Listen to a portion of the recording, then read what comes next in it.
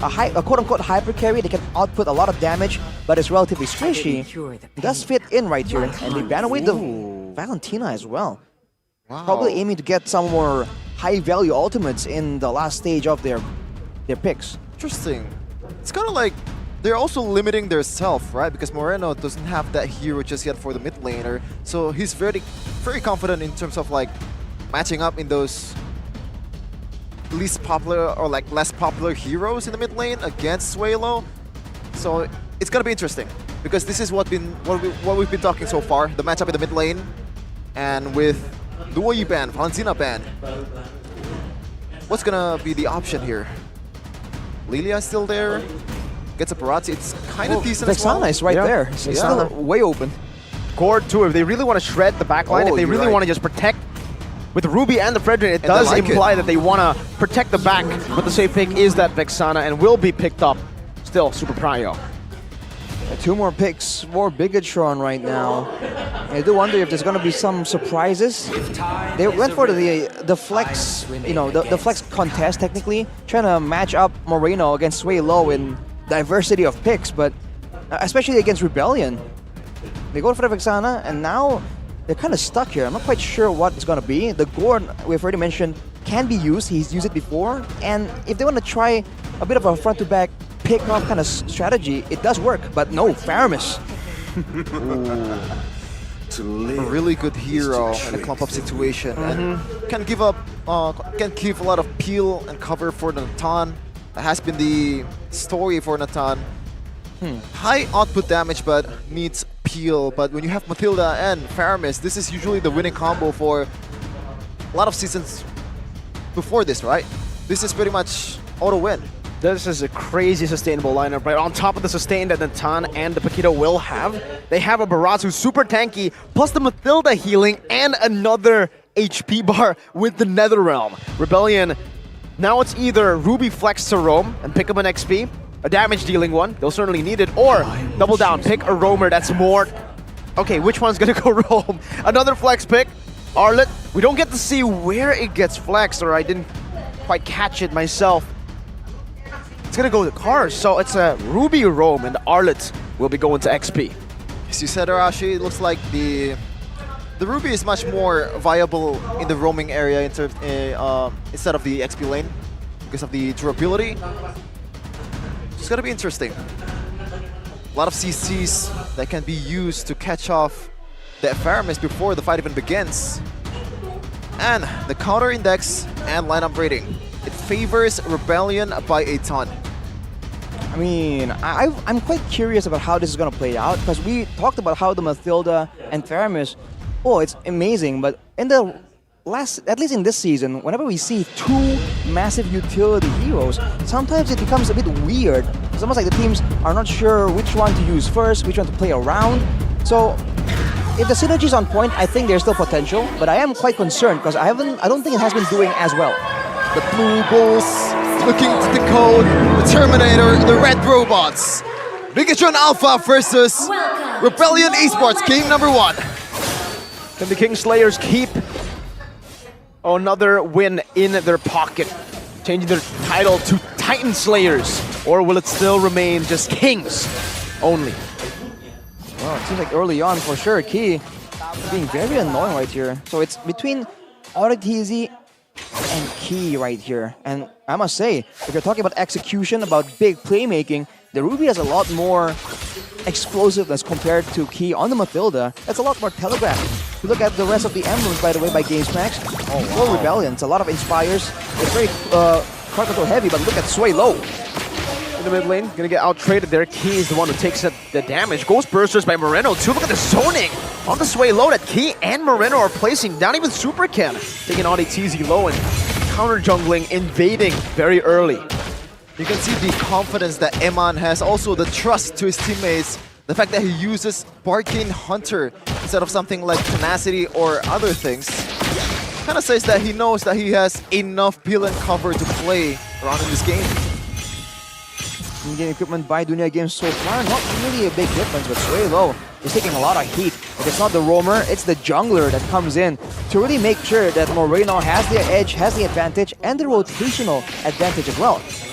As As Vince is getting bullied right here, 15 seconds before the turtle spawns. You have to wonder what if Rebellion has a plan to try and go for a pickoff maybe, because in a full-on 5v5, with all the sustain we've already mentioned, maybe difficult for them to come out on top. So level 3 Vincent finally getting level 4 after this camp, so Bigetron has a little bit of advantage here before the turtle fight begins, already dragged into their favor. Cerezo scouting ahead, Vincent getting the taunt down onto Cerezo. Already teasing, but don't run Wolf King as well. Cerezo brought back to the team right now, but he's still able to dash out now with another realm. Gets them out, and Superken picks it up for free. Another final slash from Moreno all the way back for Suelo to pick up first blood. And now it's Superken who is looking for a trade back. Audi is very low. So is Cars, but they're able to disengage. Cerezo rotates over, and it's a turtle for a kill. Still favors the turtle take for sure for Bigetron. But you can see, if Rebellion are able to really bait out the spells, come in and out, then maybe they have a chance at winning out the fight. It all depends on the execution so far. And in the early game, when it comes to damage, when it comes to burst, Arlet, Vexana, and Ruby, I think has a bit more weight to really swing around. But Bigetron, they're playing it very safe if they don't know for sure that they can win out in a skirmish. Looking at the talent prediction though, it seems that Lim Kochul is the lone wolf here. Yes. And I believe he also in the first game chooses to go for Dewa United, the only guy who went for it. Aside from you, but I know what you're doing. Yeah, we know, it's always convenient, you know what I mean. Super Kendo, looking for the invade again, steals it away from Vincent. Both of them using the retreat, by the way, but Vincent actually didn't have it there. Oh, no. Moai, all the way. Now, the Detonus Welcome is there, but it's not going to be able to connect. And it's a Purify from Moai too. BTR with a good gank over, gets him low, pressure down. Moai recalling. Iman will get all of the good hits onto the turret with the Entropy. Audi with an I'm offended. Iman instantly with a Purify. Super Can and Key trying to disengage. Vincent catching them now with a taunt. Looking for more, going for the full stacks, and King gets blocked! Deleted, obliterated by the Appraiser's Wrath. Now Super Can is next on the chopping block, but has the Nether Realm. To get him out, Cerezo. Oh my god. Now jumping on the Vincent, 2 jabs with a knockout strike, not able to get that last hit as Audi Teasy cancels it out. Moai, Battle Mirror Image chasing Cerezo down as a Curse Blast, doing some damage back. But Cerezo gets out, Cars! Assassinates Moreno, Suelo with a flicker aggressively, but unable to land that skill. What just happened? It looks quite good for Bigetron Alpha. They have the top lane in hand. They want to go for it, but M1 just teleports away knowing that he has the aggro, I believe. And now Bigetron, even though they're still looking at about 200 gold lead, that was definitely a winning trade for Rebellion. Rebellion though, they're doing a great job of separating Bigetron. They know that in a full 5v5, the sustain, the Netherrealm will just be too much for them to handle. But when they go, 2v2, 2v1 constantly, that's where they find holes. Like there, Cars able to actually secure Moreno, and it's a 50-50. Detonus Welcome will make it 100-0. Super Ken will be able to find it. Vincent in the midst of it all now, getting the taunt down for Cars to get the vengeance. Now I'm out with Entropy into the back, just melting them down, and Vincent cannot handle the sustain. They caught him off guard, and Mania once again coming out of nowhere as a Natan. Can't really see it coming, right? Usually it's Claude that's rotating towards the other side, but this time around it's Natan, Arashi. Well, they know that in a proper big fight, there's almost no risk for Iman either, right? There's going to be backup for him for sure from his teammates, and in the kind of situation when they can force Rebellion to use all their spells in the right order, in the right manner, right? They can just play around it, and as you can see, for Bigetron, it was pretty easy, despite the fact that they lost tempo and they got to the turtle pit late. Audience prediction still favors Bigetron Alpha by a landslide, 80-20, but they're looking for another siege here. Ooh. Final slash onto Iman, but he stays put here with a lot of them just juggling the turret. Audi getting free hit on, but they will just focus down the turret. Tier 1 down in the bottom lane. BTR looking to shove this wave and rotate into mid. Ooh, man, aggressive plays from Bigetron, using Iman almost like an early game bully instead of a late game carry, bringing him around and abusing the fact that technically his basic attacks can hit twice. So using that to take down turrets, take down the heroes of Rebellion, knowing that when it comes to the survival, it's so easy. So with this abusive playstyle, I think Rebellion has to try and find something different. Again, maybe play some macro games to ensure that they can't really be forced into these team fights, because I don't think it's going to work out. Finally, a lot more systematic Bigetron Alpha that we're used to see. But this Iman in trouble. Ooh. Okay. still has some room to get away. He has the Purify still there, so He he used saved it. it. No, he held it. As patient as ever, Eman now sent to the bottom lane as BTR make their way to the next neutral objective. Sorizo will be given the task of catching that far lane wave. Ooh, Moai's there too though. Sorizo, I think he's a bit too much to handle for an early game Claude.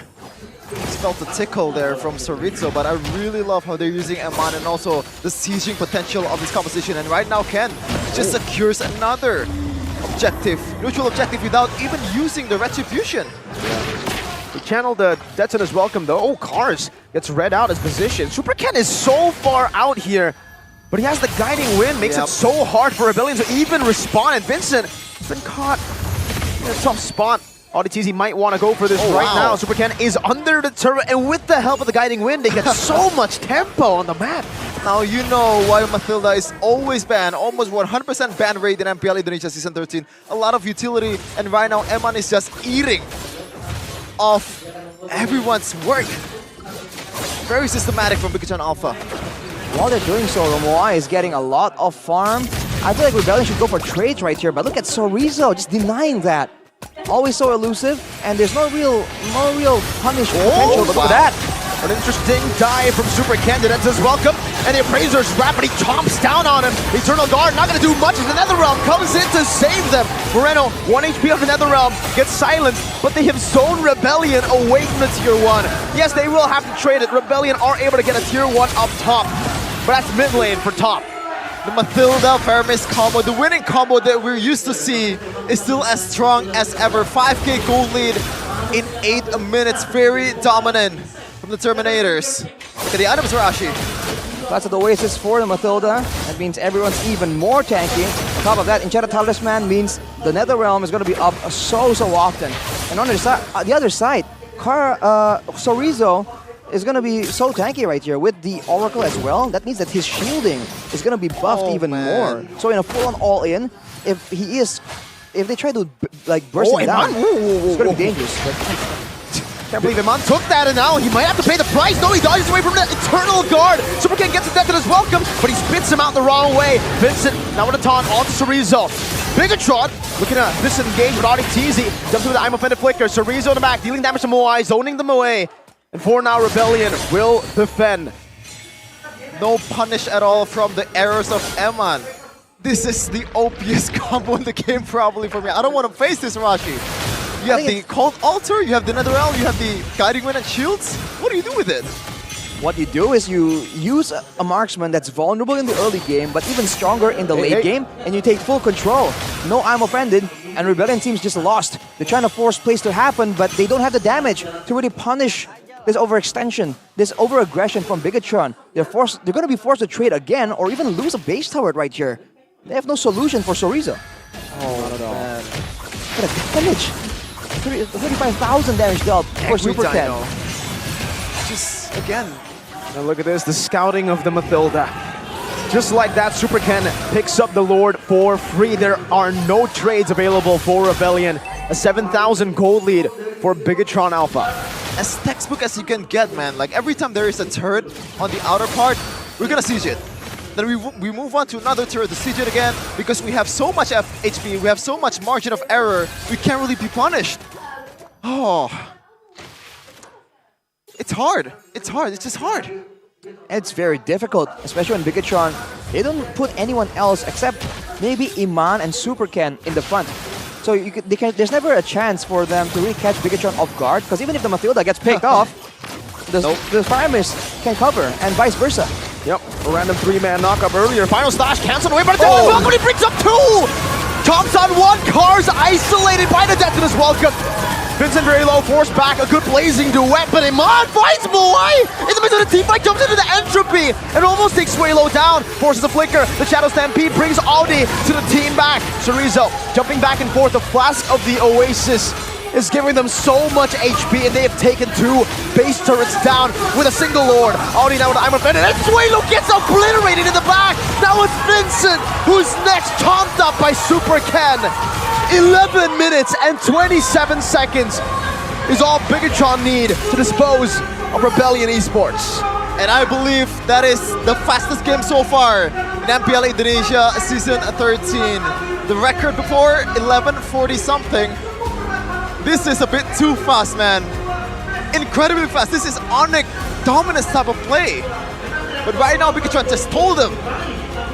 Well, I guess for now, it's Bigetron levels of domination. We've finally see a change in MPL ID, and it's